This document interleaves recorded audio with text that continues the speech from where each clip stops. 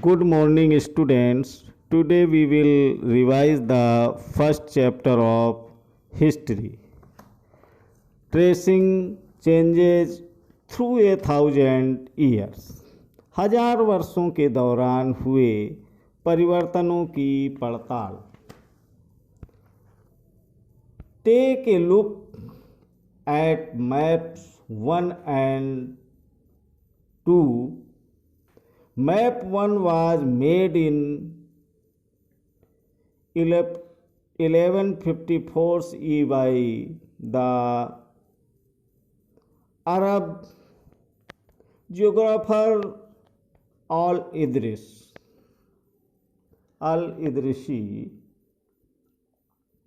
मानचित्र 1 और 2 पर नज़र डालिए. मानचित्र 1 अरब भूगोलवेत्ता अल इदरीसी ने 1154 में बनाया था. The section reproduced here is a detail of the Indian subcontinent from his large map of the world. यहाँ जो नक्शा दिखाया गया है वह उसके द्वारा बनाए गए दुनिया के बड़े मानचित्र का एक हिस्सा है और भारतीय उपमहाद्वीप को दर्शाता है. Map 2 was made in the 1720s by a French cartographer. मानचित्र 2 एक फ्रांसीसी मानचित्रकार ने 1720 में बनाया था. The two maps are quite different even though they are of the same area. दोनों नक्शे एक ही इलाके के हैं मगर उनमें काफ़ी अंतर है. In Al-Idrisi's map, South India is where we would accept to find North India and Sri Lanka is the island at the top. अल-इदरीसी के नक्शे में दक्षिण भारत उस जगह है जहां हम आज उत्तर भारत ढूंढेंगे और श्रीलंका का द्वीप ऊपर की तरफ है. Place names are marked in Arabic. जगहों के नाम अरबी में दिए गए हैं. And there are some well known names like Kannauj in Uttar Pradesh spelled in the map as Kannauj. उनमें से कुछ जाने पहचाने नाम भी हैं जैसे कि उत्तर प्रदेश का Kannauj. Map 2 was made nearly 600 years after map first, during which time information about the subcontinent had changed considerably. मानचित्र 2 पहले मानचित्र के बनने के लगभग 600 वर्ष बाद बनाया गया और इस काल अवधि में महाद्वीप के बारे में सूचनाएं काफ़ी बदल गई थीं। This map seems more familiar to us and the coastal areas in particular, the superficially detailed। यह नक्शा हमें ज़्यादा परिचित लगेगा क्योंकि उसमें विशेषकर तटीय इलाकों के बारीक ब्यौरे देखकर आश्चर्य होता है। This map was used by European sellers and merchants on the voyages. Europe के नाविक तथा व्यापारी अपनी समुद्री यात्रा के लिए इस नक्शे का इस्तेमाल किया करते थे। Equally important is the fact that the science of cartography in the two periods। इतनी ही महत्वपूर्ण एक और बात यह है कि दूसरे युग तक मानचित्र अंकन का विज्ञान भी बहुत बदल गया था।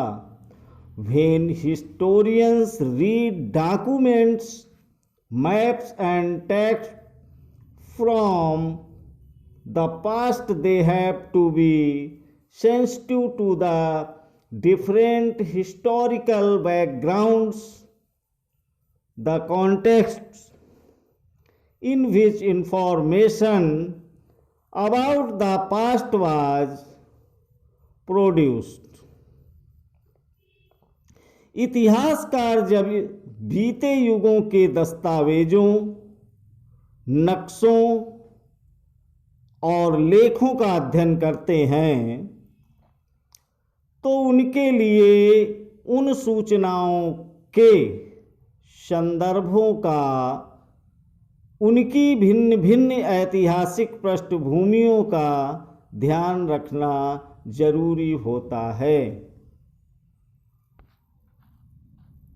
New and old terminologies,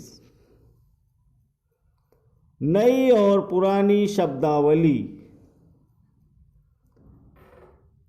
if the context in which information is produced change with time, What about language and meanings?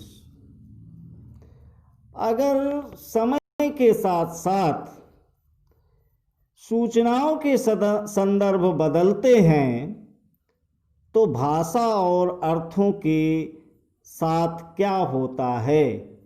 Historical records exist in a variety of languages which have changed considerably over the years। ऐतिहासिक अभिलेख कई तरह की भाषाओं में मिलते हैं और ये भाषाएं भी समय के साथ साथ बहुत बदलती हैं। Medieval Persian, for example, is different from modern Persian। उदाहरण के लिए मध्य युग की फारसी आधुनिक फारसी भाषा से भिन्न है। The difference is not just with regard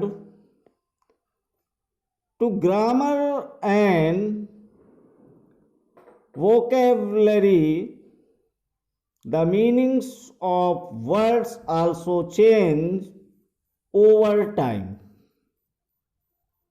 यह भिन्नता सिर्फ व्याकरण और शब्द भंडार में ही नहीं आई है, समय के साथ शब्दों के अर्थ भी बदल जाते हैं। Take the terms Hindustan for example, today we understand it as India, the modern nation state. When the term was used in the 13th century by Miraj Shiraz, a colonier who wrote in Persian, he meant the areas of Punjab, Haryana, and the lands between the Ganga and Yamuna. उदाहरण के लिए हिंदुस्तान शब्द ही ले लीजिए। आज हम इसे आधुनिक राष्ट्र राज्य भारत के अर्थ में लेते हैं। 13वीं सदी में जब फारसी के इतिहासकार मिन्हाजे शिराज ने हिंदुस्तान शब्द का प्रयोग किया था तो उसका आशय पंजाब, हरियाणा और गंगा यमुना के बीच में स्थित इलाकों से था। He used the term in a political sense for lands that were a part of the dominions of the Delhi Sultans। उसने इस शब्द का राजनीतिक अर्थ में इन इलाकों के लिए इस्तेमाल किया जो दिल्ली के सुल्तान के अधिकार क्षेत्र में आते थे। The areas included in this term shifted with the extent of the Sultanate, but the term never included South India। सल्तनत के प्रसार के साथ साथ इस शब्द के अंतर्गत आने वाले क्षेत्र भी बढ़ते गए, लेकिन हिंदुस्तान शब्द में दक्षिण भारत का समावेश कभी नहीं हुआ। By contrast, in the early 16th century, Babur used Hindustan to describe the geography, the fauna and the culture of the inhabitants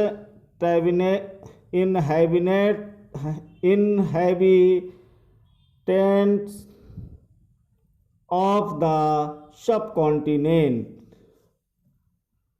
इसके विपरीत 16वीं सदी के आरंभ में बाबर ने हिंदुस्तान शब्द का प्रयोग इस महाद्वीप के भूगोल, पशु पक्षियों और यहाँ के निवासियों की संस्कृति का वर्णन करने के लिए किया। We will see later in the chapter this was somewhat similar to the way the 14th century poet Amir Khusro used the word Hind, while the idea of a geographical and cultural entity like India did exist। यह प्रयोग 14वीं सदी के कवि अमीर खुसरो द्वारा प्रयुक्त शब्द हिंद के ही कुछ कुछ समान था, मगर जहां भारत को एक भौगोलिक और सांस्कृतिक The term Hindustan did not carry the political and national meanings which we associate with it today। जहां हिंदुस्तान शब्द से वे राजनीतिक और राष्ट्रीय अर्थ नहीं जुड़े थे जो हम आज जोड़ते हैं। Historians today have to be careful about the terms they use because they meant different things in the past. किसी भी शब्द का प्रयोग करने में इतिहासकार को बहुत सावधान रहना चाहिए.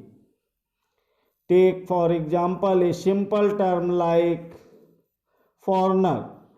It is used today to mean someone who is not an Indian. क्योंकि अतीत में उन शब्दों के कुछ अलग ही अर्थ थे. उदाहरण के लिए विदेशी जैसा सीधा साधा शब्द भी ही ले लीजिए. हमारे लिए आज इसका अर्थ होता है ऐसे व्यक्ति जो भारतीय ना हो. इन medieval period, a foreigner was an stranger who appeared, say, in a given village. मध्य युग में मानो किसी गांव में आने वाला कोई भी अनजाना व्यक्ति जो उस समाज या संस्कृति का अंग न हो विदेशी कहलाता था. Someone who was not a part of the society or culture. In Hindi, the term Pardeshi might be used to describe such a person, and a Persian अजनबी. ऐसे व्यक्ति को हिंदी में परदेशी और फारसी में अजनबी कहा जा सकता है. A city dweller therefore might have regarded a forest dweller as a foreigner, but to regarded a forest dweller as a foreigner, but to peasants living in the same village were not foreigners to each other, even though they may have had different religious or caste backgrounds. इसलिए किसी नगरवासी के लिए वनवासी विदेशी होता था, किंतु एक ही गांव में रहने वाले दो किसान अलग अलग धार्मिक या जाति परंपराओं से जुड़े होने पर भी एक दूसरे के लिए विदेशी नहीं होते थे. Historians and their sources. इतिहासकार और उनके स्रोत.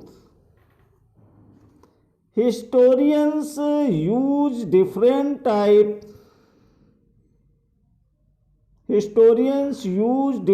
types of sources to learn about the past, depending upon the period of their study and the nature of their investigation. इतिहासकार किस युग का अध्ययन करते हैं और उनकी खोज की प्रकृति क्या है, इसे देखते हुए वे स्रोतों का सहारा लेते हैं. Last year for example you read about rulers of the Gupta dynasty and Harshvardhana. In this book, we will read about the following thousands years from roughly 700 to 1750. उदाहरण के लिए पिछले साल आपने गुप्त वंश के शासकों और हर्षवर्धन के बारे में पढ़ा। इस पुस्तक में हम मोटे तौर पर 700 से 1750 ईस्वी तक लगभग 1000 वर्षों के बारे में पढ़ेंगे। Thank you.